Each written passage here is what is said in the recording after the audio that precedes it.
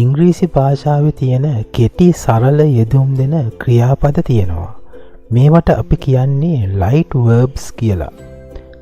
මේ light verbs තනි තනිව ගත්තම එච්චර ලොකු තේරුමක් නැති වුණත් තව නාමපදයක් එක්ක එනකොට ඒක වඩා සවිස්තරාත්මක වගේම අලංකාර තේරුමක් දෙන යෙදුමකුත් වෙනවා. අන්න ඒ වගේ යෙදුම් එක්ක ඉංග්‍රීසි කතා කරනකොට හරිම ලස්සනයි. ඒ වගේම හොඳ ප්‍රොෆෙෂනල් ගතියක් ඒකේ තියෙනවා. අන්න ඒ වගේ යෙදුම් ටිකක් අද අපි බලමු. මුලින්ම අපි බලමු have කියන light verb එක. මේකේ තේරුම නිකන් තියෙනවා අයිති වගේ දෙයක්.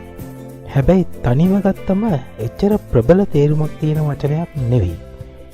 මේකට කලින් උත්තම පුරුෂ හෝ මධ්‍යම පුරුෂ හෝ ඒක වචන හෝ බහුවචන පද යොදලා තමයි මේකේ තේරුම ගන්න. උදාහරණයක් විදිහට I have, you have, we have, they have වගේ. ඒ කියන්නේ මේ මට තියෙනවා, ඔබට තියෙනවා, අපට තියෙනවා, ඔවුන්ට තියෙනවා වගේ තේරුම් දෙන පදයක් වෙනවා. හැබැයි මේකට පසුව නාමපදයක් යෙදුවොත් ඒකේ තේරුම වෙනම එකක් වෙනවා.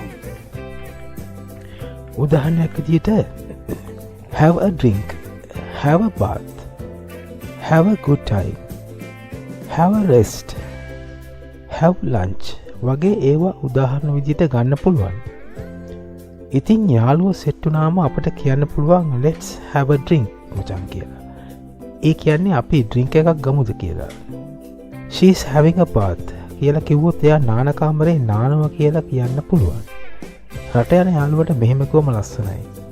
take care and have a good time මචං. I had a rest කිව්වම මම පොඩි රෙස්ට් එකක් ගත්තා. එහෙම නැතිනම් ටිකක් ගෙමන් ඇරියා කියන එක තමයි කියන්නේ. දවල්ට කෑවද කියලා වැල්වට ආරම් අහන්නේ නැතුව ප්‍රශ්නයක් අහන විදිහට කෑවද කියලා අහන විදිය තමයි have lunch.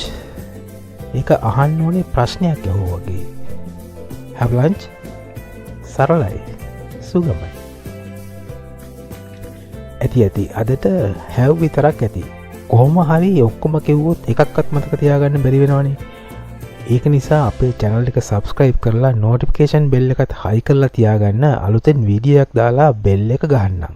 bye, have a good time.